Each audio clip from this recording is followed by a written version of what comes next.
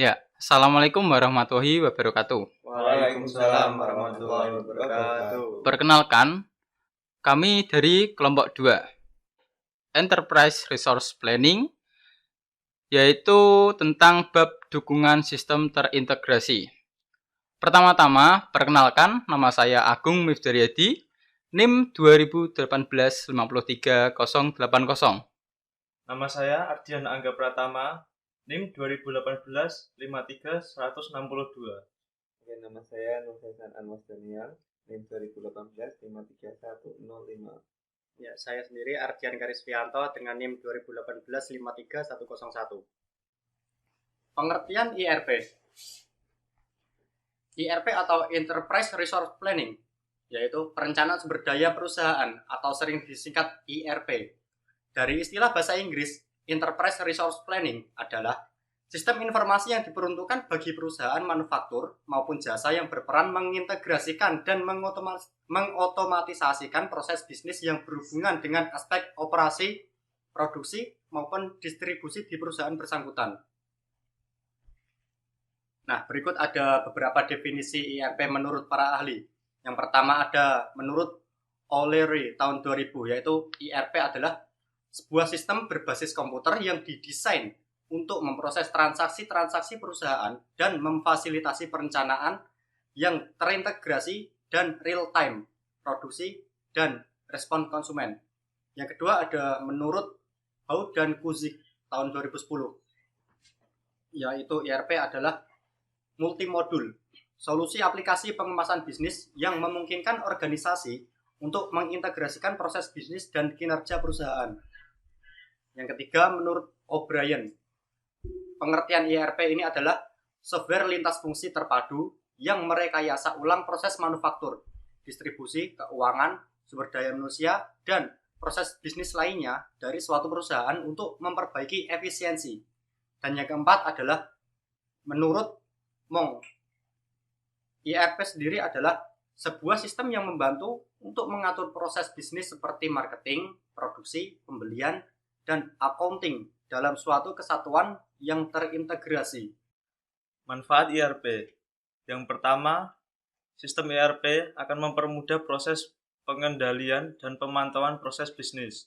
Yang kedua, fungsi otomatisasi yang dimiliki oleh IRP akan menjamin aliran informasi dapat disalurkan dengan baik. Yang ketiga, fungsi otomatisasi yang dimiliki oleh IRP akan menjamin aliran informasi dapat tersalurkan dengan baik. Selanjutnya ada kelebihan IRP. Yang pertama, untuk software IRP ini bisa mengurangi dana dengan melalui sistem yang terintegrasi. Yang kedua, integrasi bisnis dan akurasi data.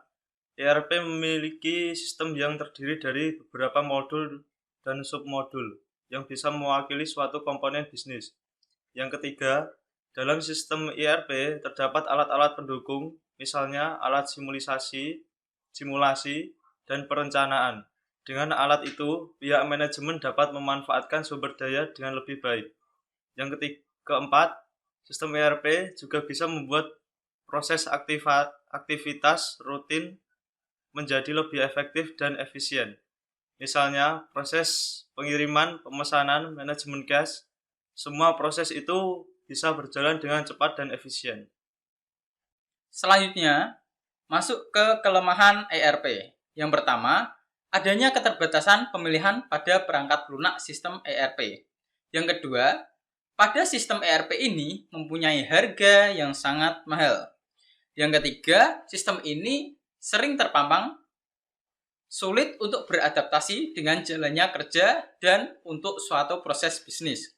Yang keempat, bergantung pada satu vendor tertentu. Pendukung sistem terintegrasi. Sistem terintegrasi merupakan sistem informasi yang melibatkan berbagai unit fungsional, internal perusahaan maupun hubungan perusahaan dengan pihak eksternal, seperti pelanggan dan pemasok. Untuk mendukung cara kerja integrasi ERP yang meliputi bidang operasional dalam finance management, supply chain management, corporate service management, customer relationship management, manufacturing management, human resource manajemen. Dampak yang terjadi dengan adanya cara kerja integrasi ERP. Yang pertama, perubahan yang dilakukan pada satu modul aplikasi program, maka secara otomatis akan mengupdate modul aplikasi program lain. Yang kedua, integrasi terjadi bila perusahaan menggunakan satu sumber data yang sama, yaitu data yang digunakan untuk data pelanggan, data produk, dan data pemasok. Yang ketiga, transparansi data. Pengguna yang data mengakses aplikasi tersebut akan dapat terlihat aktivitas informasi yang paling up to date setiap saat diperlukan. Yang keempat, informasi yang dapat dipercaya. Dengan pengelolaan data menjadi informasi, maka secara otomatis pengguna akan percaya terhadap kinerja perusahaan secara keseluruhan. Ya, oke, selanjutnya dampak yang terjadi dengan adanya cara kerja integrasi ERP. Yang pertama, perubahan yang dilakukan pada suatu modul aplikasi program, maka secara otomatis akan mengupdate modul aplikasi.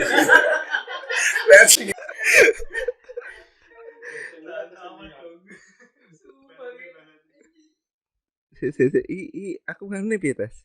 Oke, selanjutnya dampak yang terjadi dengan adanya cara kerja integrasi ERP.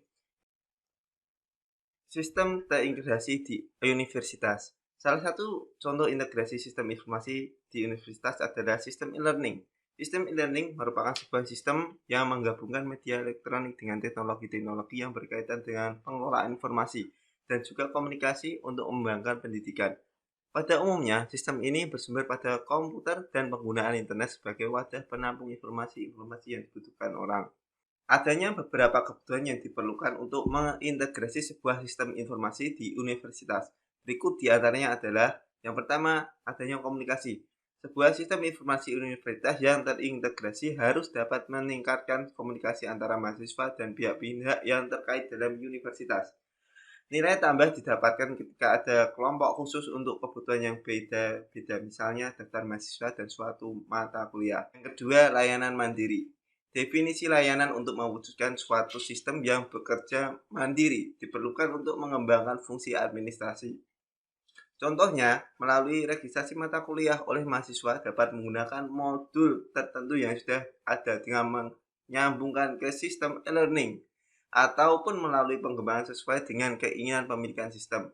Yang ketiga, manajemen isi dan penerbitan. Bagian penting dari layanan informasi yang disediakan kepada mahasiswa adalah jadwal universitas dibandingkan dengan jadwal kuliah untuk mereka. Untuk mempermudah pemberitahuan informasi ini, dapat dilakukan berbagai cara seperti menggabungkan dengan sistem e-learning untuk diunduh. Yang keempat, pembuatan laporan dan statistika.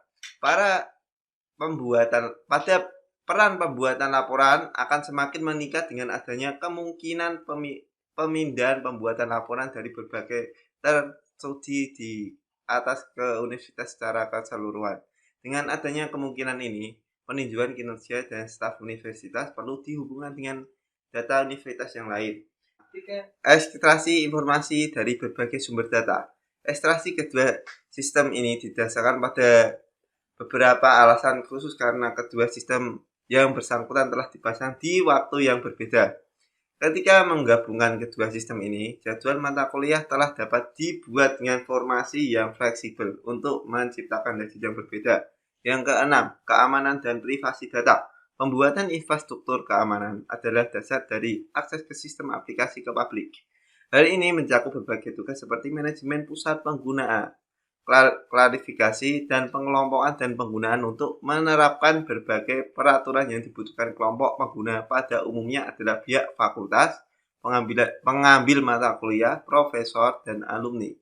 Ketika menciptakan sebuah kelompok pengguna, harus ditentukan seberapa jauh kategorisasi dan dibuatkan untuk sebuah sistem. Yang terakhir, yang ketujuh, pengelolaan rekan kerjasama. Selain mahasiswa dan staf yang berkaitan dengan universitas, partner lain seperti dalam bidang penelitian harus juga dilibatkan dalam sistem informasi. Hal ini berarti basis data harus dikembangkan dengan menambahkan informasi mengenai pihak-pihak yang bersangkutan tadi dengan alumni. Oke, sekian presentasi dari kelompok kami. Apabila ada tutur kata yang salah, mohon maaf. Oke, assalamualaikum warahmatullahi wabarakatuh. Waalaikumsalam warahmatullahi wabarakatuh.